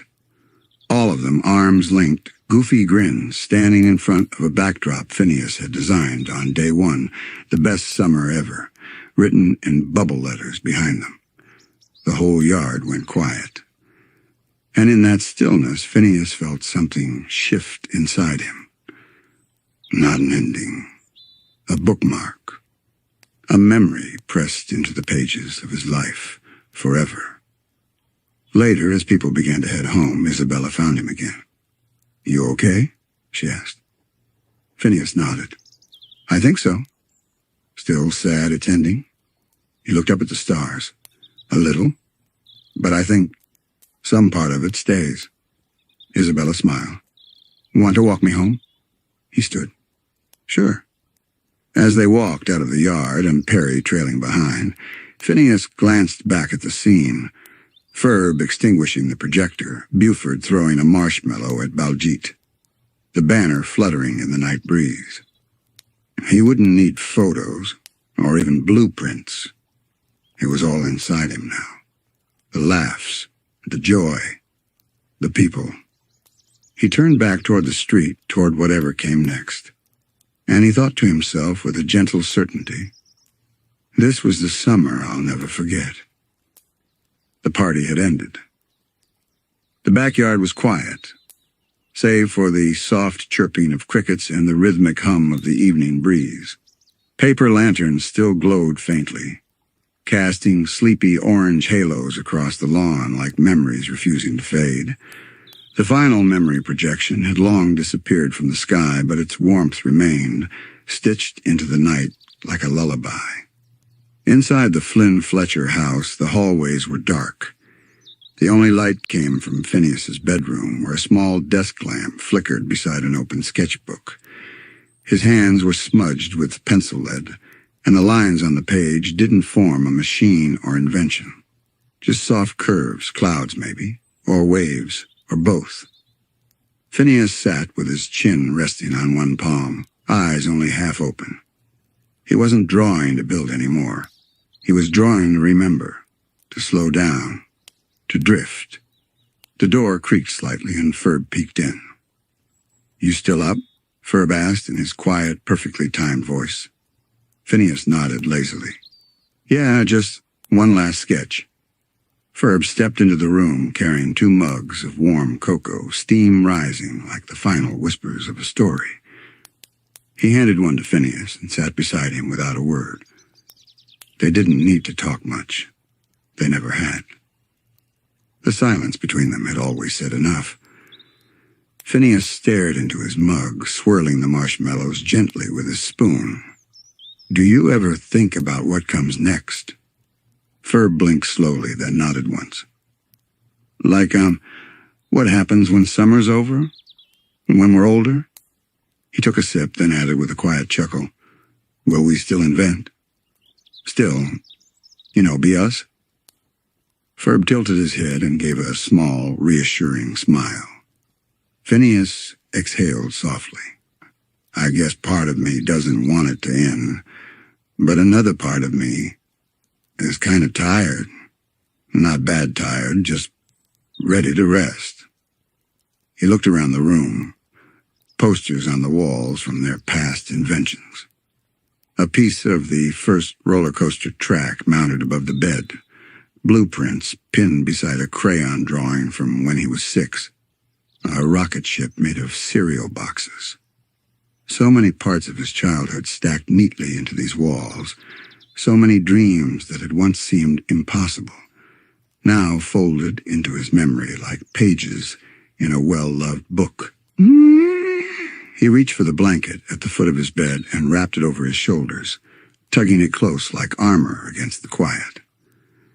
Outside the window, he could see the faint flicker of Isabella's porch light turning off for the night. She was probably asleep by now. Buford, Baljeet, the fireside girls, everyone tucked into their beds, wrapped in dreams sown from this unforgettable summer. And here he was, still awake, still wondering, still dreaming. Ferb reached over and closed the sketchbook gently. Phineas didn't argue. He just nodded. You're right, he whispered. Tomorrow's another day. Ferb stood, gave his brother a quiet pat on the shoulder, and left the room. No grand good night. Just presence. Just calm. Phineas turned off the lamp. Let the darkness settle in. The stars outside blinked softly, like they were saying goodbye, or maybe just see you soon. He crawled under the covers, and finally let his eyes fall shut. The room faded. Not in a sudden way, but like mist lifting from the surface of a lake. Phineas, now deeply asleep, found himself standing in the middle of a glowing meadow. The sky above him was violet and dusky, a mix of twilight and stardust. Tall flowers swayed in the wind, petals curling like paper spirals. Everything shimmered softly, as if lit by some inner memory. He looked down at himself. He was barefoot, still wearing his striped shirt, but the edges of it glowed faintly, like a dream trying to remember itself. He smiled and began to walk.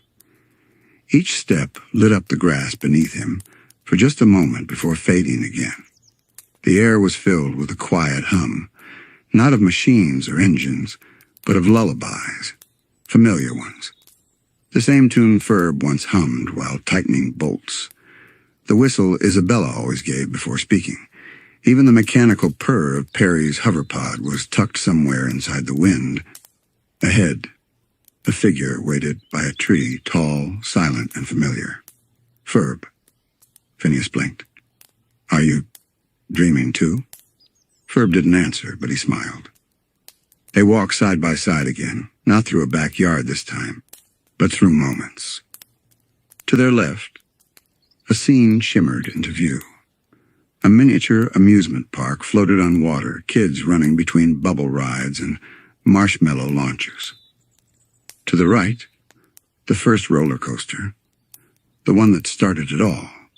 It looped and twisted through a sky of stars, glowing rails stretching off into infinity. Phineas turned slowly in place, awestruck. This is, he whispered, everything we ever built. Ferb nodded slowly. But as Phineas walked forward, something began to change. The invention started getting smaller, not in size, but in presence. A rocket dissolved into vapor. A flying car flickered, then vanished. A memory of their backyard beach shimmered like sunlight through water, and then disappeared entirely. Phineas stopped. Wait, where's it all going? Ferb looked at him again, and this time there was something soft and knowing in his eyes. Dreams don't disappear, a voice said gently from behind. Phineas turned. Isabella stood there now, dressed in her fireside sash, but her eyes more peaceful than he'd ever seen them. They just rest, she said. Like you should. He looked down. His hands, once always moving, building, sketching, were now still. Calm. Not empty. Just still. Is this goodbye? He asked. Isabella stepped forward, her hand brushing his. No, she whispered. Just pause. Behind her, the dreamscape continued to dissolve gently. Not in sadness, but in peace, as though each memory had done its job, left its mark, and was now curling into the night like the last spark of a fire. Phineas took one last look around. He saw the roller coaster again now, just a trace in the stars. The treehouse where they built time machines faded. The backyard where it all started, slowly dissolving into the clouds. And he smiled, because it didn't hurt, because nothing was truly gone, because the dream had done what dreams are meant to do. It had inspired, connected, and finally come to rest. He closed his eyes, and the dream gently dimmed. The dream now floated, not on land, not even through space, but on something gentler, like drifting across a calm lake on a warm summer night. No ripples, no rush, just a hush of motion. Phineas lay on his back now, weightless, eyes half-lidded, wrapped in a blanket of stars. They blinked slowly above him, each one a spark of a memory, a moment, a heartbeat of adventure. He didn't reach out to build or invent or change them. He simply watched and let them pass. A star pulsed to his left, and it opened like a portal. He saw Buford and Baljeet arguing over the correct way to cook marshmallows at their backyard campout. Baljeet was flustered, waving a marshmallow gauge. Buford was just grinning, his marshmallow on fire held proudly like a torch. Phineas chuckled softly, and the scene faded. Another pulse, another star. Candace appeared, running toward their latest invention, phone in hand, shouting, "Mom!" at the top of her lungs. But instead of catching them, she tripped, rolled into the grass, and burst out laughing as the invention vanished into sparkles. A third memory flickered, warm and golden. It was the garage, their first real invention workshop. Young Phineas stood beside a pile of tools and scribbled plans. Ferb was wearing goggles, focused, calm.